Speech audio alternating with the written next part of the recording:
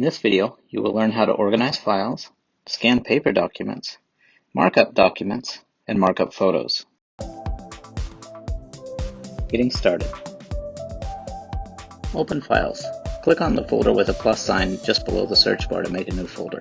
If you use iCloud Drive, you can make a new folder there. Otherwise, you can just save it on your iPad. Make a new folder and title it Distance Learning. You can easily scan a paper document and save it on your iPad.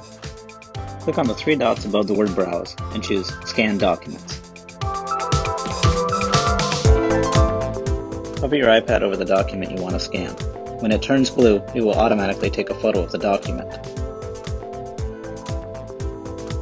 This file will automatically be added to your folder. Long tap on it and choose Rename.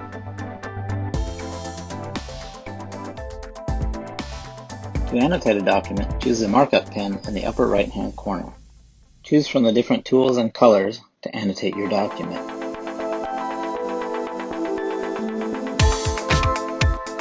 Use the camera to take a photo.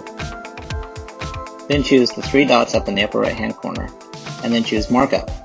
There, you can draw on your photo.